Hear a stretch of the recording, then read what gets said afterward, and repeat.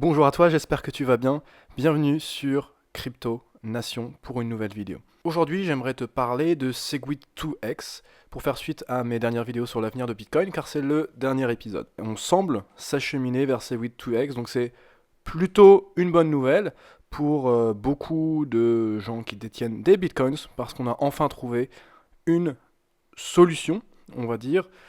Disons qu'il y a un consensus qui commence à émerger autour de cette solution parmi les mineurs. Et c'est donc vers ça qu'on devrait s'acheminer. Donc on a une fin progressive de l'incertitude autour de Bitcoin, en tout cas pour cet été, pour juillet et pour août. Il semblerait que l'on aille vers ça, donc on aille vers Segwit2x. Dans cette vidéo, j'aimerais revenir un petit peu sur ce qui s'est passé cette semaine, comment on en est arrivé là, comment on est arrivé à Segwit2x, et puis qu'est-ce que c'est que Segwit2x pour ceux qui ne le savent pas encore, pour ceux qui ne se seraient pas encore renseignés donc, sur cet événement qui est arrivé ces derniers jours, concrètement, comment ça va se passer, et puis qu'est-ce que ça veut dire pour nous qui détenons des bitcoins. Donc d'abord, qu'est-ce que Segwit2x ? Donc Segwit2x, évidemment c'est deux choses, c'est Segwit, Segregated Witness, dont je vous ai déjà parlé. Si t'as pas encore vu mes vidéos sur les deux alternatives possibles pour faire croître le réseau Bitcoin, c'est-à-dire Segwit et l'augmentation des blocs, je t'invite à aller voir la vidéo qui va s'afficher sur ton écran. Donc c'est Segwit, Segwit2x c'est Segwit, et c'est donc une augmentation des blocs. On passe de blocs de 1 méga à des blocs de 2 mégas, donc on multiplie par 2 la taille des blocs, et c'est de là que Segwit2x tire son nom, parce que l'on augmente, on double la taille des blocs en même temps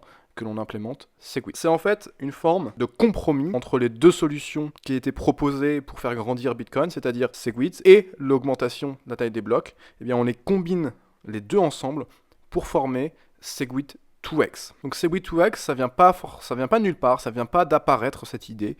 C'est une idée qui existe en fait depuis l'agrément de New York, donc l'accord de New York. Donc voilà, l'accord de New York, je vais le mettre en description avec les autres articles que je vais utiliser dans cette vidéo. Donc c'est un agrément, un accord qui a eu lieu donc 2 jours avant Consensus. Consensus, c'était la conférence sur Bitcoin qui a eu lieu, enfin Bitcoin et la blockchain et les crypto-monnaies qui a eu lieu à New York. Et donc 2 jours avant cette conférence, coup de théâtre, des acteurs autour de Bitcoin, des mineurs, des services, des fournisseurs de services. Donc vous allez pouvoir retrouver par exemple Coinbase dans la liste, et vous avez nombre de mineurs chinois qui ont participé également. Vous avez des développeurs par exemple de wallets ou d'autres services autour de Bitcoin qui se sont réunis et qui ont fait cet accord. La situation était déjà problématique et on commençait bien à réaliser qu'il y avait un problème. C'était en mai, donc c'est relativement récent, ce consensus. C'est le 23 mai. La situation était déjà problématique à ce moment-là, donc ils se sont réunis et ont fait cet accord qui est vraiment un compromis pour faire grandir, pour rendre Bitcoin scalable. Donc pour pouvoir lui permettre d'absorber de plus en plus de transactions. Et donc c'est 58 entreprises de 22 pays qui se sont réunies, qui sont censées représenter 83% donc de la puissance de calcul du réseau Bitcoin et 20 millions donc de portefeuilles Bitcoin. Voilà, ça c'est pour la partie un peu historique. Donc c'est cet accord qui a fixé en fait un peu les termes de Segwit2x, donc on appelait Segwit 2 MB, qu'ils ont appelé Segwit 2 MB. Tout simplement, on active Segwit à 80%, donc pourquoi 80%? C'est précisé parce que normalement on devrait l'activer à 95%. Donc ils ont trouvé une sorte de manière de faire qui permet de l'activer à 80% et activer donc un hard fork de 2 mégas dans les 6 mois. Donc c'est bien la combinaison, ce que je vous ai dit, de Segwit et d'une augmentation de la taille des blocs. Donc l'augmentation de la taille des blocs ne peut être faite que via un hard fork parce que les anciens logiciels ne reconnaîtront pas un nouveau logiciel qui utilise des blocs de plus de 1 méga. C'est-à-dire qu'il est écrit dans les logiciels, dans la version actuelle en fait du réseau Bitcoin, il est écrit que les blocs peuvent être plus petits qu'un mégabyte mais ne peuvent pas être plus grands que 2 mégas. Donc si on change cette règle, ça veut dire qu'il faut nécessairement faire un hard fork parce qu'il est impossible de changer rétroactivement le code des anciennes versions. Il est nécessaire d'avoir un hard fork qui abandonne la version précédente, qui est incompatible avec la version précédente, et qui implémente ces blocs de 2 mégas. Donc cet accord, il avait été porté donc, par Digital Currency Group, qui est un groupe fondé par Barry Silbert. Je le dis juste comme ça, parce que ça vous permet, pour ceux qui ne connaissent pas encore un peu les personnalités de Bitcoin, d'avoir un nom de plus. C'est une des personnes qui investit beaucoup dans les cryptos et dans Bitcoin, qui a une certaine influence. Quand quelqu'un que vous connaissez retweet Roger Ver, ça veut pas dire la même chose. Donc voilà pour ceux qui ne connaissent pas, donc c'est Barry Silbert. C'est pour ça également qu'on appelle ça l'accord de Barry Silbert à certains moments. Cet accord donc qui combine les blocs de 2 MB avec Segregated Witness. Donc un jour après l'annonce donc la semaine dernière de Bitmain du hard fork, donc ce dont j'avais parlé dans ma dernière vidéo. Donc le groupe de développeurs Segwit2x a fait une mise à jour et a déposé donc sur leur espace en ligne GitHub, leur repository, une version du client Bitcoin, donc leur propre version du client Bitcoin Segwit2x, une version compatible donc avec BIP91. On va en parler de ce que c'est que BIP91. Et donc le jour d'après, voilà pour avoir un peu la chronologie des événements, Bitmain annonce le hard fork. Le jour d'après, on a une mise à jour du logiciel Segwit2x, d'accord. Donc il y a un groupe de développeurs qui s'occupe de Segwit2x, donc qui a mis à disposition une version compatible avec BIP91. On va parler de BIP91. Et le jour d'après, un groupe de mineurs ont annoncé qu'ils allaient commencer à signaler pour Segwit, donc à signaler leur soutien de Segwit2x. Donc ça, c'est la manifestation dont je vous parle, c'est-à-dire que jusqu'à présent, nous n'avions pas ce signal et les mineurs commencent à signaler. On va voir dans quelle forme juste ensuite. Donc dans le communiqué de presse dont nous avons parlé la dernière fois, il y a quelque chose que l'on avait, voilà, ces 3 lignes de ce communiqué de presse, on n'avait pas parlé spécifiquement, et qui est que Bitmain annonce toujours espérer que donc l'accord de New York soit développé et appliqué, mis en application, implémenté, et que c'est l'espoir pour eux d'éviter le hard fork et de permettre à Bitcoin de grandir vis-à-vis de ce qu'ils appellent la menace de BIP 148, donc le UASF dont je vous ai parlé dans mes précédentes vidéos. Donc Bitmain se positionne de cette manière, donc disant qu'ils préféreraient, s'ils doivent le faire, ils feront un hard fork pour faire face à BIP 148, mais si jamais l'accord de New York avance et peut être implémenté à temps, c'est la solution qu'ils préfèrent. Alors comment Segwit2x va être activé? Segwit2x sera activé à 80% en signalant à Bit4. Donc normalement, à l'origine, donc Segwit signale à 95%, donc il doit signaler à 95%, c'est-à-dire que 95% du réseau doit signaler pour Segwit, dire être prêt pour Segwit. Et donc ils utilisent Bit1. Donc ça c'est en fait la position, si vous voulez, dans laquelle dans la transmission, dans leur transaction, ils vont signaler à Bit1. Là on est dans quelque chose de différent, on est 80% et on est Bit4. Tout simplement, c'est le fameux BIP91 dont je vous parlais tout à l'heure. Donc BIP91, ça permet de implémenter Segwit à 80% et ça passe par Bit4 au lieu de passer par Bit1. BIP91 attend d'avoir atteint 80% pour commencer en fait à rejeter les nœuds qui n'auront pas activé Segwit. Donc ça rappelle le mécanisme de fonctionnement de UASF, de BIP 148. Parce que BIP 148, comme je vous l'avais dit, en fait c'est une activity de soft work mais un peu particulier parce que quel que soit le pourcentage atteint, il prévoyait de commencer à rejeter les nœuds qui n'auraient pas implémenté Segwit. Donc BIP 91 est un peu différent dans le sens où ils attendent d'avoir 80% donc de la puissance de calcul, donc c'est activé par les mineurs dans un premier temps, et ensuite ils rejettent les blocs qui ne signalent pas pour Segwit. Mais étant donné qu'ils ont atteint 80%, il y a peu de chances qu'il y ait une séparation des chaînes possible. Donc le communiqué récent, les mineurs se sont regroupés et ont annoncé qu'ils allaient implémenter l'accord de New York. Ce qui se passe, c'est que, donc vous pouvez retrouver aussi dans ce lien dans la description, je vais vous le mettre, la table ronde qui a eu lieu, ils se sont réunis et ils se sont mis d'accord. Cependant, comme le logiciel Segwit2x n'est pas encore prêt, ils ont une manière un peu particulière de signaler leur accord. Donc pour l'instant, on n'est pas encore dans la phase de signal qui va permettre vraiment d'atteindre les 80% et ensuite de rejeter les blocs qui sont non Segwit de manière à verrouiller totalement Segwit. Pour l'instant, les mineurs se contentent d'ajouter NYA aux blocs qu'ils minent. Donc les blocs nouvellement créés, en fait, ils ont la possibilité d'ajouter une sorte de signature, si vous voulez.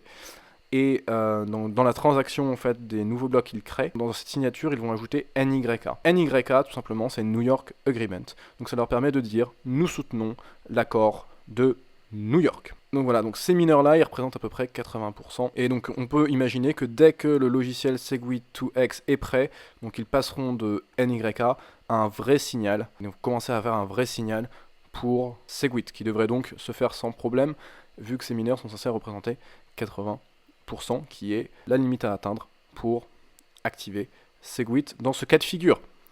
Alors qu'est-ce que ça veut dire pour nous? Pour éviter un soft fork le 1er août, donc pour éviter le soft fork UASF BIP 148. Il y a 3 conditions qui doivent être remplies. Il faut que Segwit2x, l'équipe de développeurs derrière Segwit2x, ait fini leur travail et une version qui fonctionne bien. Et qu'ils aient donné cette version qui fonctionne bien, cette version finale, cette version de production, il faut qu'elle soit dans les mains des mineurs. Ça, c'est la première condition. La deuxième condition, il faut qu'il y ait au moins 269 des 336 blocs qui signalent Bit4. Donc Bit4, je vous l'ai dit, c'est la position en fait où ils vont signaler. Donc là, c'est BIP, c'est Segwit2x et non pas Segwit classique. En fait, c'est ça dont il s'agit. C'est pour ça qu'il précise.